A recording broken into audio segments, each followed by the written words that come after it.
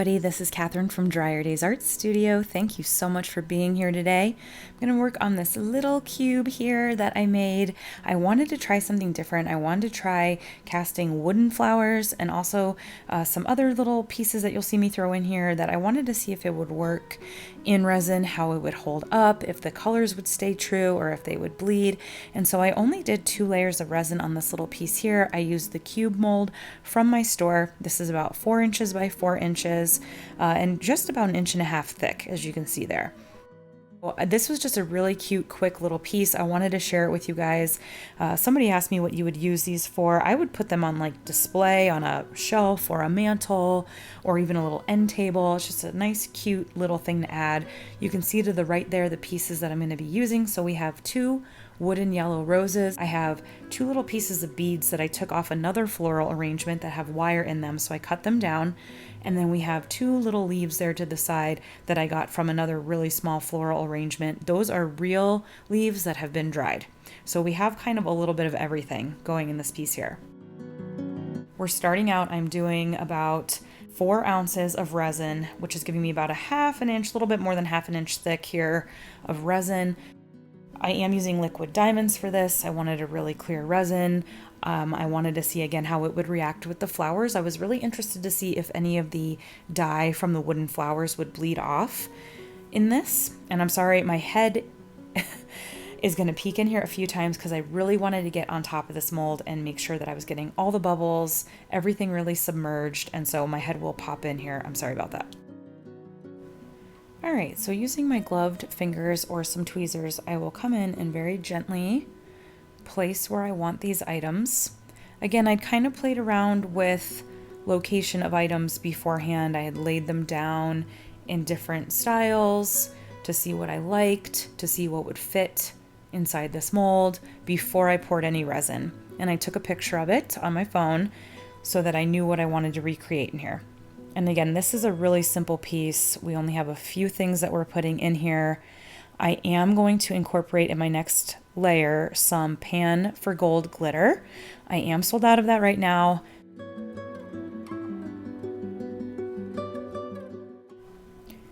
I do babysit this a little bit and move things around just to keep everything where I want it.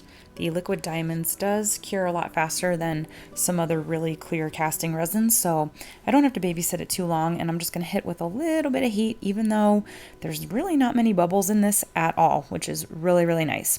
So anything that I'm using you can find in the video's description. The wooden flowers I did actually get at Michael's, and they were like 75% off. I just happened to see them. I thought they were really cute. So I don't know if your local Michael's is still even going to have them, but they do have wooden flowers at Michael's. They also have a ton of them on the internet.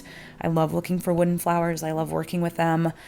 And I'm really excited with how they worked. We did have a little bit of extra air bubbles coming up out of that because wood is porous and you will get trapped air. That's why we always gesso prime our boards before we do any resin. But if you do just kind of watch it, maybe come in with a silicone stick or a toothpick, you can really help get any of those bubbles out. So here I'm coming in, this is about 24 hours later, with a second layer. Again, I did about 4.5 ounces of resin. And you can see where I mixed in a little bit. You know, I actually think I did not use Pan for Gold for this one. I used my True Love biodegradable glitter, which I have plenty of right now. It's a beautiful mix of pink and gold biodegradable glitter that is totally suitable for resin. As you can see, I use it all the time and it's beautiful. And it does not break down in your resin. I've gotten that question before. Okay, so I'm actually going to do a really, really thin third coat here because I wanted the glitter to look like it was floating. I didn't want it too close to the surface, and I wanted to cover a little bit more of these roses. So this is another 24 hours later. We're just doing clear, very little bit of resin. I want to say I did about 40 milliliters. Oh my God, I'm so sorry about my head. I really wanted to be on top of this and just make sure I was getting the resin everywhere I needed it. And yeah, so we're just moving around, getting it nice and filled up. I heard somewhere to kind of start around the outside edges and work your way in when you're doing flowers. As you can see there, I kind of was just trying to get it filled with the wooden flowers and all the different nooks and crannies. I wanted to make sure I was getting it in some of the divots with dried natural flowers. You know, the texture is just a little bit different. And here we have it all cured. So you can see with this cube mold here, you can make these as thick, as deep as you want. And I decided this is all I wanted to do because I wanted the flowers to stick out from the resin a little bit. I wanted some of that 3D effect. So I'm just gently loosening my sides.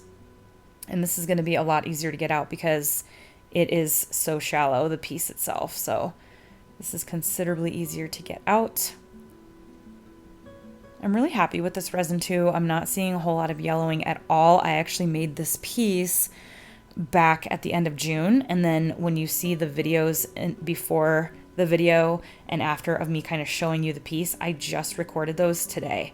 So you can see how it has not yellowed at all, even with the yellow flowers in there. I was worried we're going to get some of the dye or the paint off these flowers and it's going to yellow, and it has been really good.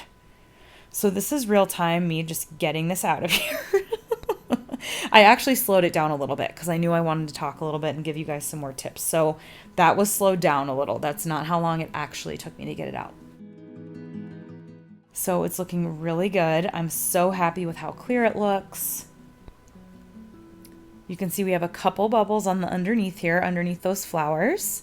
You can see the wires there tucked underneath with the beads. And really the sides are pretty clear too. With that cube mold, I was a little worried that the sides might be a little frosted, but they're actually pretty good. And again, that cube mold is in my store, and I think it's on sale right now actually. So the edges were a little bit sharp on this, so I'm just gonna come in with some sandpaper and lightly sand the edges. I'll show you here how I do that, because we do not want to scuff the surface or the sides. We want this to be clear, clear, clear, no scratches. So I'm going to come with slower motions, as you can see, coming around. I really like how the flowers stick out just a little bit. Here what I'm doing though, this is the underside that was in the mold, but it had a couple of little micro bubbles in it, and you could kind of feel that when you ran your finger along. So I'm just doing a couple swipes to make it a little bit smoother. And I mean, so easy, easy peasy. I mean, what a fun gift this would be for someone. I just think it's so cute. Again, the wooden flowers held up really well. The beads in there held up really well. And yeah, it was just really fun and really simple to make. I can't wait to make more of these. I got some Sola flowers too that are a lot softer. They're not like that hard wood feeling like these are. They're a lot softer, but they are wood based. So I can't wait to try those as well in this mold. And the thing I like about the cube mold is a lot of people are casting flowers right now. I am doing it myself, really big, 12-inch molds, 10-inch molds that they're casting flowers in. If you're a little nervous about buying $100, $200 mold to do that in, this cube mold is really good to practice in. I've practiced in this little cube mold so many times that it made me so much more confident to get into the much larger molds to cast flowers. So I hope you guys enjoyed this video. I know it was kind of a really quick, really simple, little kind of crafty idea, but I had so much fun making this, and I really hope you guys enjoyed this video. Please like, comment, and subscribe. Consider becoming a Patreon to support my channel and get some bonus content every month. And again, you guys, thank you so much for watching. And until next time, keep on pouring.